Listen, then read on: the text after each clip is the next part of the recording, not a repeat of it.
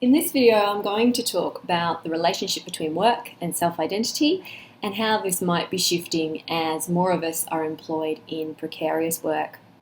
The idea that fulfilling work and career satisfaction come from identifying your passion and pursuing it through your career has a long history. I won't go into that here, but you can think about the kind of advice that is still given in career guidance literature. So books like What Colour is Your Parachute, where basically you do a series of quizzes to identify who you are, and then different careers are suggested on the basis of that. You can also think about things like television shows like MasterChef, which very much have this narrative that finding a vocation or a job that you are going to dedicate yourself to and follow your passion, they sort of portray that this is something that we should all aim for, even if it is pretty difficult to achieve.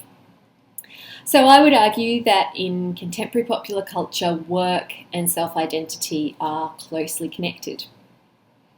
However, as Matt described in last week's lecture, in the last few decades, work has become less secure and career pathways more fragmented. So rather than going into a company and working your way up over the years to get the gold watch at retirement, the prediction is now that young people starting their careers today will have 17 distinct jobs over a working life and 5 different careers on average.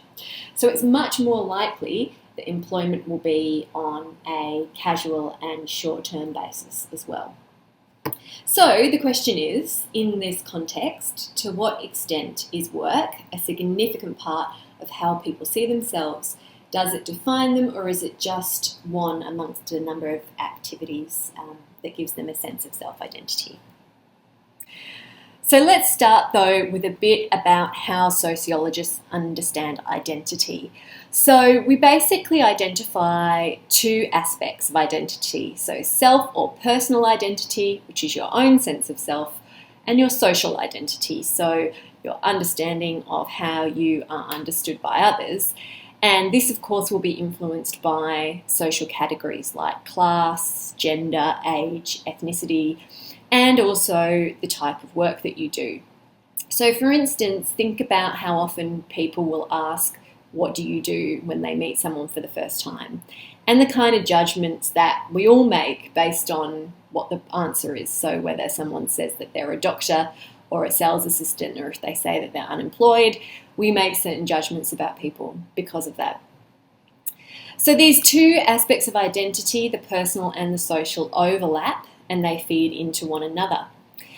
Our identity is not fixed, and it evolves throughout our life. So people form a sense of self through engaging in a series of roles and internalizing the social meanings that are attached to them. And this continues throughout the life course. And so people will often experience shifts in identity when they go through major life transitions. So if we're thinking about work, that might be when people transition from student to employee, when they change careers, or perhaps when they retire.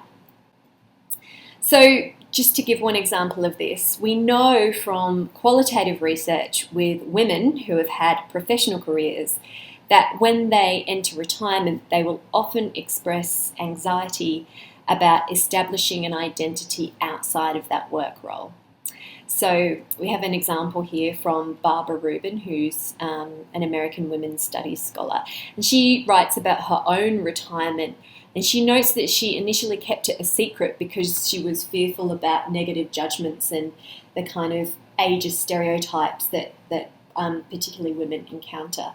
So she said, "I do not want to wear the big black R, an all-consuming label to others. I think of rest and resignation."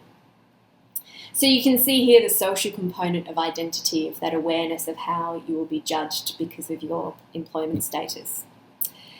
So women also found it difficult to establish a sense of personal identity after relinquishing their professional role, and many found themselves asking, "Who am I?"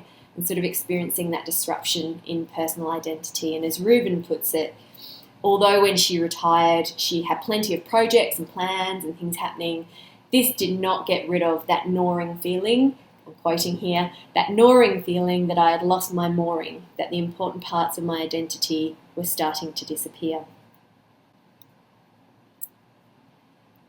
So we know that transitioning from working to not working can have a significant impact on identity. And the sociologist Doug Ezzi, who actually did his PhD at La Trobe, has suggested that, quote, working is primarily important because it sustains a narrative identity that provides a sense of personal continuity through time. So Ezzi's book, which you can see in the picture there, called Narrating Unemployment, focuses on the narrative that unemployed people constructed to make sense of their changing circumstances. So this is based on interviews he did with unemployed people. And so when a major change like losing a job occurs, the narrative of the self has to be reconfigured. So with the increasing insecurity and short-term nature of a lot of work today, the question is this going to be threatening to self-identity? So are people going to have to be constantly revising their sense of self over time? Or are we going to be looking to other areas to provide more of a sense of self? And this is something that lots of sociologists have written about, but I just want to focus here on one influential argument, and this comes from the Polish sociologist Zygmunt Bauman. So Bauman compares the workers today in post-industrial or consumer society, so basically think about roughly 1980s onwards in societies like Australia. He compares this to people working in the classic era of modern industrial society, so I guess probably early to mid 20th century. So in contrast to today's consumer society, where a person's significance is dependent largely on their purchasing power, in this earlier period, Bauman argues, society placed the most emphasis on a person's role as a worker, at least for men. So occupation, Bauman suggests, was the main factor in determining a person's social placement, in determining their expected standard of living, their leisure activities and their social life. So work was also the key factor in self-assessment, and value and success were measured against career achievements for the men of this era. So with a career plotted out, the individual had a secure orientation point from which other life pursuits could be planned. So he basically suggests that men of this era knew who they were and where they were going, and they were secure in their role as the family breadwinner, with work absolutely central to identity. Now, much of this security, Bauman suggests, has been broken down and instead replaced by flexibility. So instead of settling into a position and over the next 40 years progressing up the ladder, nowadays the norm is to have a number of different jobs with a variety of companies and maybe even in a range of different fields. And with the mass entry of women into the paid workforce from the 1970s onwards, this also applies to women. So in this climate, I'm quoting Bauman here, the prospect of constructing a lifelong identity on the foundation of work is for the great majority of people dead and buried.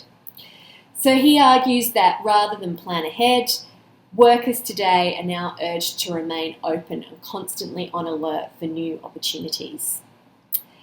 And Bauman suggests that when working life becomes so saturated by uncertainty, people probably won't identify as strongly with their jobs. So he thinks that work or a job may become more like just a temporary role rather than a central component of self-identity. So he argues that people will start looking to other areas for definition and in particular to consumption. So defining yourself by what you buy rather than what you do. So as I said, Bauman's argument is influential, but it's also controversial. And in this way, we're going to look at some other perspectives on this issue of the relationship between work and self-identity today.